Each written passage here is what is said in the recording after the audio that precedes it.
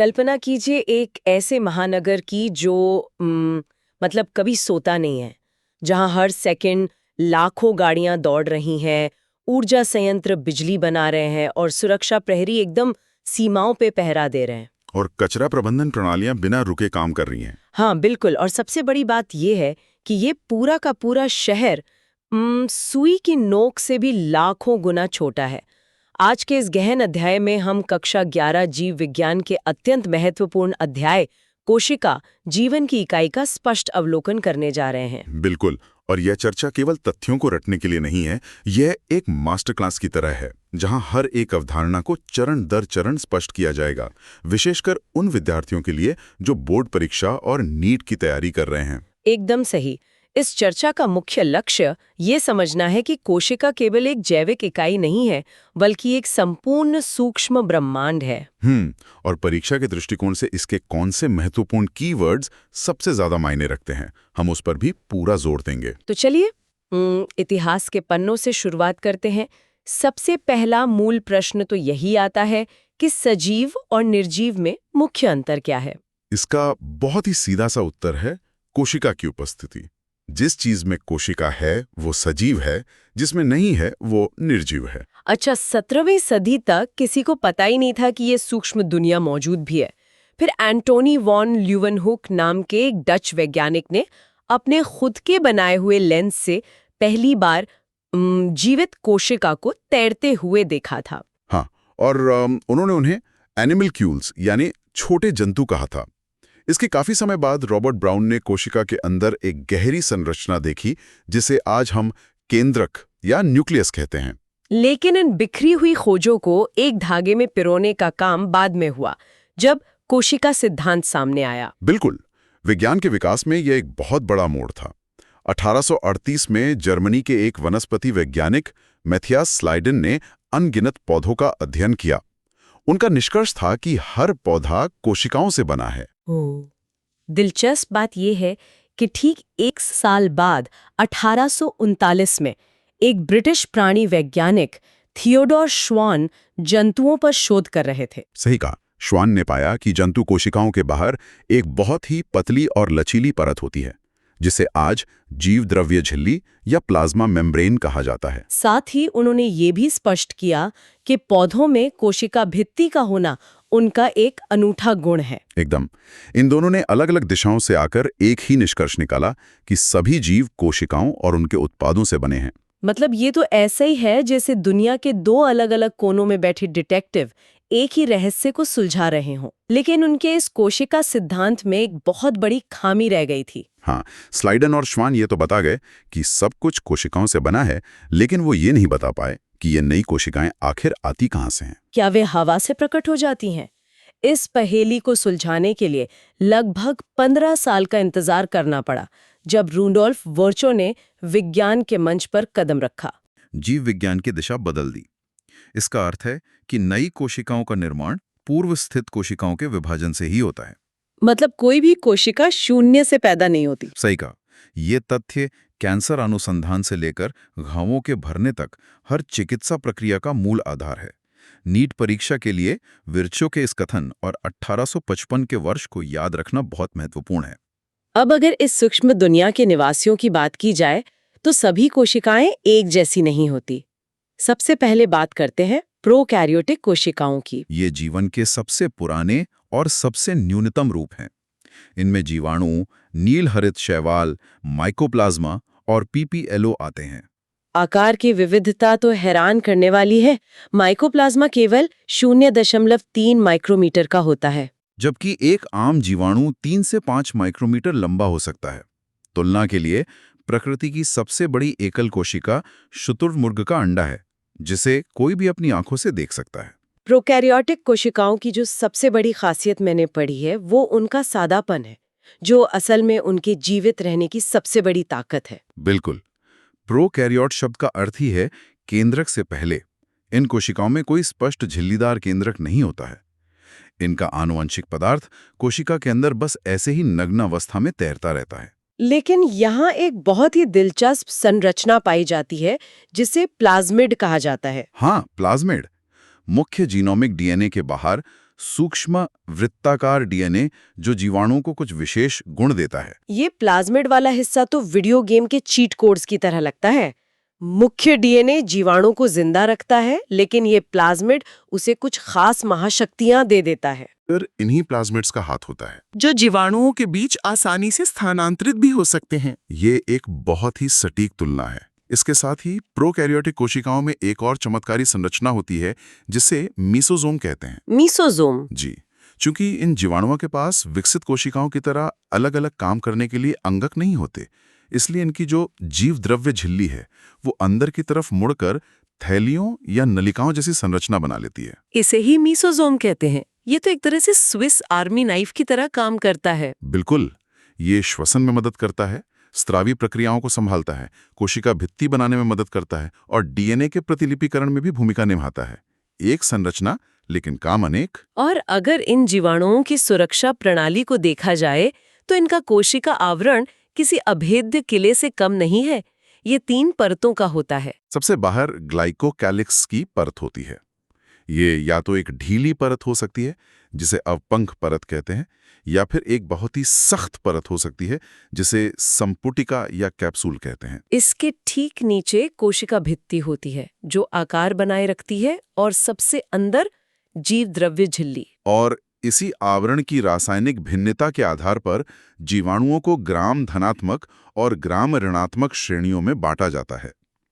यह वर्गीकरण तय करता है कि कौन सी दवा उन पर असर करेगी। ये तो हुई साधारण कोशिकाओं की बात। लेकिन विकास के क्रम में जब यूकैरियोटिक कोशिकाओं का उदय हुआ तो जीव विज्ञान में जटिलता का एक नया स्तर जुड़ गया। पादप, प्राणी और कवक ये सभी यूकैरियोटिक हैं। यूकैरियोट का अर्थ है सच्चा केंद्रक। इनमें आनुवंशिक पदार्थ एक सुरक्षित दोहरी झिल्ली वाले व्यवस्थित केंद्रक के अंदर बंद रहता है। इसके अलावा पूरे कोशिका द्रव्य में झिल्ली से घिरे हुए अलग-अलग अंगक होते हैं। पादप और प्राणी कोशिकाएं भी एक दूसरे से काफी अलग होती हैं। पौधों को बाहर कठोर मौसम का सामना करना होता है, इसलिए उनके पास कोशिका भित्ति होती है, भोजन बनाने के लिए लवक होते हैं और एक बहुत बड़ी राजधानी होती है। जबकि प्राणी कोशिका में ये सब नहीं होते, लेकिन प्राणी कोशिका में तारक काय होता है जो पादपों में नहीं मिलता। सही कहा। इस पूरी जटिल प्रणाली को एक साथ बांध कर रखती है जीव द्रव्य झिल्ली। इसकी संरचना को लेकर कई सिद्धांत आए, लेकिन सबसे ज्यादा मान्यता तरल किरमीर नमूना या फ्लूइड मोज़ेक मॉडल को मिली। इस मॉडल को समझना आसान है यदि इसकी तुलना एक समुद्र से की जाए। लिपिड का एक गाढ़ा समुद्र है और उस समुद्र में प्रोटीन के टुकड़े किसी हिमखंड की तरह तैर रहे हैं। वाह, बिल्कुल। परीक्षा के लिए मनुष्य की लाल रक्त कोशिका यानी आरबीसी का सटीक डेटा याद रखना जरूरी है। इसमें लगभग 52% प्रोटीन और 40% लिपिड होता है। इस झिल्ली का निर्माण मुख्य रूप से फॉस्फोलिपिड से होता है जो द्विसतह में सजे होते हैं। प्रत्येक लिपिड अणु के 2 हिस्से होते हैं, एक हाइड्रोफिलिक या जलरागी सिर जो बाहर की तरफ होता है, क्योंकि कोशिका के बाहर और अंदर दोनों जगह जलीय वातावरण होता है, और दूसरा हिस्सा हाइड्रोफोबिक या जल विरागी पूंछ जो पानी से डरती है और इसलिए झिल्ली के अंदर की ओर सुरक्षित रहती है। और यहीं से परिवहन की कहानी शुरू होती है। कुछ चीजें बिना किसी ऊर्जा के बस अंदर बाहर आ जा सकती हैं। इसे निष्क्रिय परिवहन कहते हैं। पानी के इस साधारण विसरण को परासरण कहा जाता है। लेकिन जब सांद्रता प्रवणता के विपरीत अणुओं को धकेलना होता है तो कोशिका को एटीपी ऊर्जा खर्च करनी पड़ती है। इस प्रक्रिया को सक्रिय परिवहन कहा जाता है। जैसे सोडियम पोटेशियम पंप। एकदम सही उदाहरण। अब झिल्ली से थोड़ा बाहर निकले तो शैवाल और पौधों में कोशिका भित्ति मिलती है। शैवाल की कोशिका भित्ति सेलुलोज, गैलेक्टेंस और खनिजों से बनी होती है, जबकि पौधों में ये सेलुलोज, हेमीसेलुलोज और पेक्टिन की बनी होती है। और यहाँ मध्य पटलिका का जिक्र करना जरूरी है जो कैल्शियम पेक्टेट की बनी होती है और कोशिकाओं को चिपकाए रखती है। अब कोशिका के अंदर के कारखानों की ओर चलें तो अंतः झिल्ली का तंत्र का सामना होता है। इस तंत्र में केवल वे अंगक आते हैं जिनके काम एक दूसरे से जुड़े हुए हैं। इनमें अंतःप्रद्रवी जालिका, गोल्जी उपकरण, लयनकाय और रसधानी शामिल हैं। इसका मतलब सूत्रकणिका और लवक इसमें नहीं आते? बिल्कुल नहीं आते, क्योंकि वे अपना काम स्वतंत्र रूप से करते हैं। तो इस कारखाने की पहली यूनिट है अंतःप्रद्रवी जालिका या ER। इसके 2 रूप होते हैं, खुरदुरी जिस पर राइबोसोम होते हैं और चिकनी जिस पर राइबोसोम नहीं होते हैं। खुरदुरी जालिका का मुख्य काम प्रोटीन संश्लेषण है, जबकि चिकनी जालिका लिपिड और स्टेरॉयडल हार्मोन बनाती है। जब सामग्री बन जाती है तो उसे गोल्जी उपकरण में भेजा जाता है। इसे कैमिलो गोल्जी ने खोजा था। इसे कोशिका का पैकेजिंग सेंटर कहा जाता है। इसके 2 सिरे होते हैं, सिस या निर्माणकारी सिरा और ट्रांस या परिपक्व सिरा। यह ग्लाइकोप्रोटीन और ग्लाइकोलिपिड बनने का मुख्य स्थान है। और इसी पैकेजिंग के दौरान लायन काय या लाइसोसोम का जन्म होता है। ये अम्लीय परिस्थितियों में सक्रिय जल अपघटकीय एंजाइमों से भरी थैलियां हैं।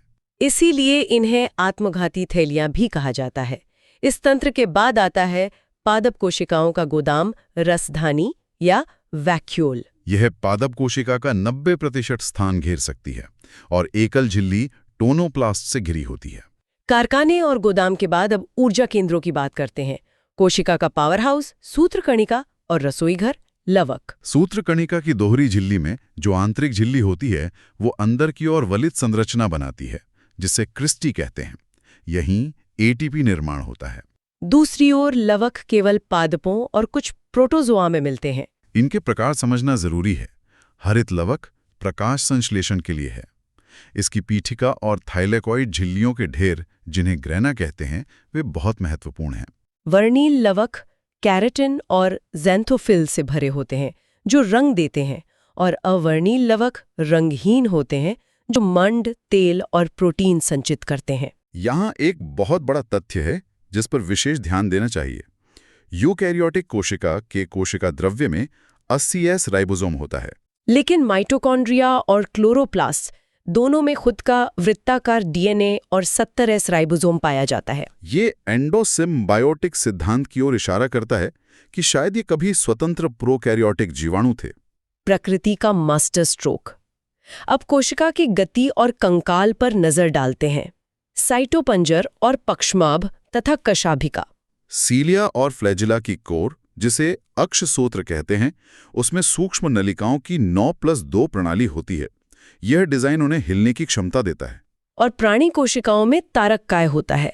ये कोशिका विभाजन के दौरान तर्कुतंतु बनाता है। इसकी संरचना बैलगाड़ी के पहिए जैसी होती है, जिसमें 9 परिधीय त्रिक होते हैं। और अंत में इस पूरी नगरी का नियंत्रण कक्ष केंद्रक दोहरी झिल्ली से घिरा होता है और इसमें केंद्रक छिद्र होते हैं, जिनके माध्यम से आरएनए और प्रोटीन का आवागमन होता है। इसी के अंदर गुणसूत्र होते हैं, गुणसूत्र बिंदु और काइनेटोकोर। सेंट्रोमियर की स्थिति के आधार पर 4 प्रकार के गुणसूत्र होते हैं। मध्य केंद्री, जहां सेंट्रोमियर बीच में होता है। उपमध्य केंद्री, जहां ये बीच से थोड़ा हटकर होता है। अग्रबिंदु, जहां एक भुजा बहुत छोटी रह जाती है। और अंत केंद्री, जहां सेंट्रोमियर बिल्कुल सिरे पर होता है। इन सभी संरचनाओं का विश्लेषण करने पर स्पष्ट होता है कि सूक्ष्म स्तर पर यह एक मजबूत नींव है किसी भी मेडिकल प्रवेश परीक्षा के लिए। और विद्यार्थियों को विज्ञान को केवल पढ़ने के बजाय उसे समझने और अपने आसपास की दुनिया से जोड़ने का प्रयास करना चाहिए। बिल्कुल। हमने देखा कि केंद्रक कोशिका का नियंत्रण कक्ष है, लेकिन कुछ कोशिकाएं जैसे स्तनधारियों की लाल रक्त कोशिकाएं और पौधों की चालनी नलिकाएं परिपक्व होने पर अपना केंद्र खो देती हैं। बिना दिमाग या नियंत्रण कक्ष के ये कोशिकाएं जीवित कैसे रहती हैं और अपना काम इतने बेहतरीन तरीके से कैसे करती हैं? यह एक ऐसा सवाल है जो स्वयं के शोध और चिंतन के लिए खुला है।